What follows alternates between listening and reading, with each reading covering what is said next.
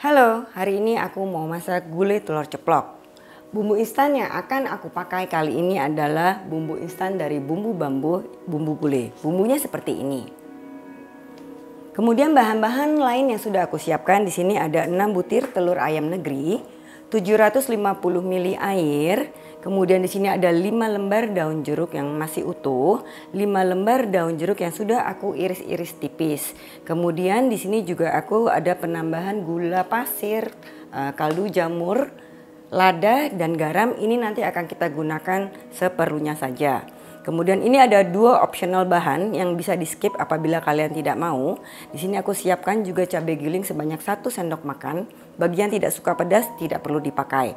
Dan kebetulan karena aku punya, aku akan gunakan bumbu bubuk gulai serbaguna. Di sini aku gunakan sebanyak 5 gram. Bagi yang tidak punya tidak perlu. Kemudian di sini juga aku sudah siapkan santan instan yang ukurannya kecil seperti ini. Aku siapkan 1. Untuk bumbu instannya sendiri kita akan pakai 1 saja. Oke, kita akan lanjut ke proses pembuatannya. Di sini aku sudah siapkan ada panci dan sedikit minyak goreng untuk menumis bumbu bambu dan cabai giling. Oke, untuk pertama-tama kita akan masukkan cabai giling. Pastikan bahwa kita akan menumis sebentar cabainya hingga dia matang. Ini sengaja aku tidak masukkan pada saat minyaknya panas karena cabainya hanya sedikit ya. Jadi takutnya nanti dia keburu gosong. Nah, kita akan tunggu sebentar. Kemudian di sini aku akan siapkan daun jeruk yang akan aku robek-robek terlebih dahulu. Kita akan masukkan daun jeruknya yang sudah dirobek-robek. Apinya bisa kita kecilkan dan kita akan tumis sebentar. Oke, sambil menunggu cabai gilingnya matang, aku akan siapkan bumbu instannya. Ini proses pembuatannya cukup mudah, hanya tinggal cempung-cempung saja ya. Nah, ini sudah mulai berubah teksturnya. Cabai gilingnya sudah hampir matang. Dan aku akan masukkan bumbu gulainya.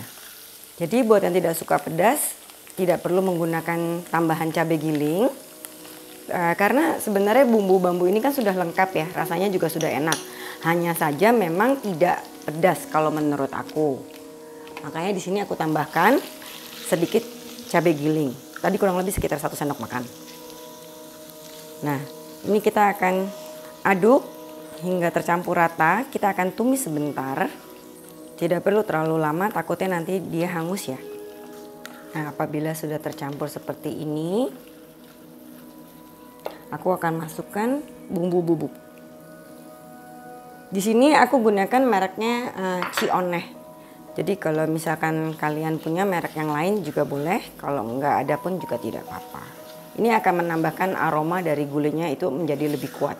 Nah, di sini kita akan tambahkan air sedikit saja dulu. Mungkin kita bisa tambahkan setengahnya terlebih dahulu.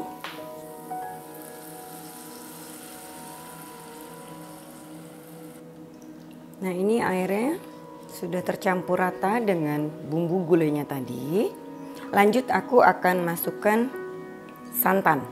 Sebaiknya santan tidak dimasukkan dalam keadaan kuahnya itu mendidih ya. Nah, ini kita bisa langsung masukkan santannya.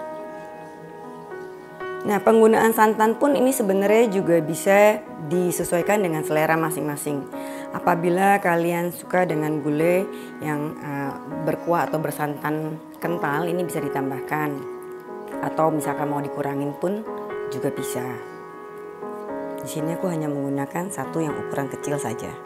Kita akan aduk sampai dengan benar-benar santannya sudah larut, tercampur rata dengan semua bumbu-bumbu dan air yang tadi sudah kita masukkan terlebih dahulu. Jadi sebenarnya gulai ini bisa juga kalau kalian mau bikinnya telur rebus ya. Jadi telurnya sudah direbus terlebih dahulu. Nah, di sini aku hanya ingin membuat sesuatu yang agak sedikit berbeda. Jadi nanti kita akan pecahkan telurnya apabila kuah gulainya sudah matang atau sudah mendidih. Kita akan pecahkan 1 demi 1. Nah, ini santan sudah larut semua, sudah tercampur dengan rata. Aku akan tambahkan sisa air yang tadi masih ada. Nah, setelah ini kita bisa mulai masukkan tambahan bumbu-bumbu lainnya seperti garam, kaldu jamur, lada, dan juga gula pasir sebagai koreksi rasa. Dan di situ kalian bisa cicipi. Oke, di sini aku akan masukkan sedikit lada putih, sedikit saja ya, atau sesuai dengan selera masing-masing. Kemudian gula pasir pun di sini hanya sebagai pengkoreksi rasa, jadi disesuaikan saja, tidak perlu terlalu banyak. Oke, lanjut aku akan masukkan kaldu jamur secukupnya.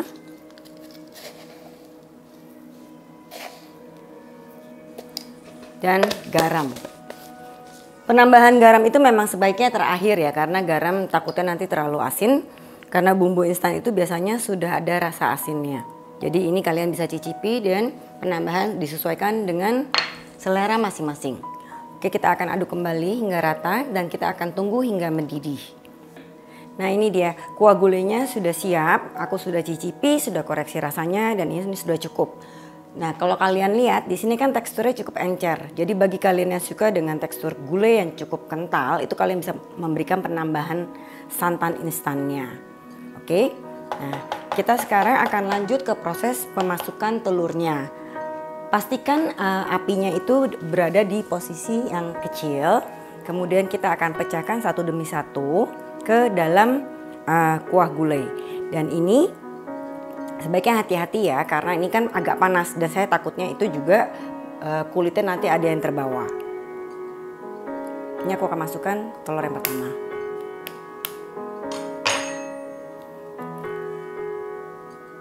Pelan-pelan aja seperti ini. Dan jangan langsung dimasukkan ke telur kedua, ketiga, dan selanjutnya. Jadi kita tunggu sebentar hingga dia set dulu. Kita akan masukkannya satu demi satu. Kita bisa kasih jeda sekitar 1 sampai dengan 2 menit per telurnya. Nah, apabila kalian sudah memasukkan telur, jangan diaduk-aduk karena nanti kuning telurnya akan pecah. Nah, ini aku akan masukkan telur yang kedua.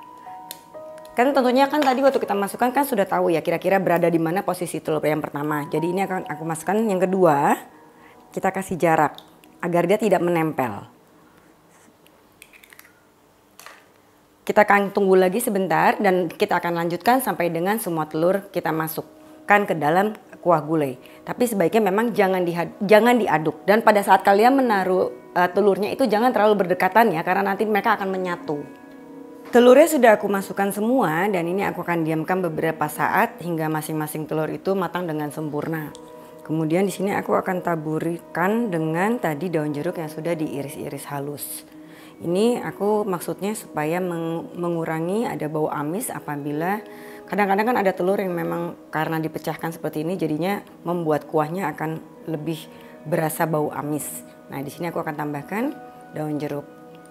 Nah, apabila sudah mendidih seperti ini, bisa dengan perlahan-lahan kalian coba aduk. Tapi benar-benar pelan-pelan saja ya. Di sini aku menggunakan spatula yang dari karet agar tidak merusak tekstur dari telurnya. Nah, ini sebenarnya hanya seperti ini saja. Apinya bisa tidak perlu terlalu besar. Pastikan bahwa telurnya tidak berada di dasar panci dan itu akan membuat nanti hangus.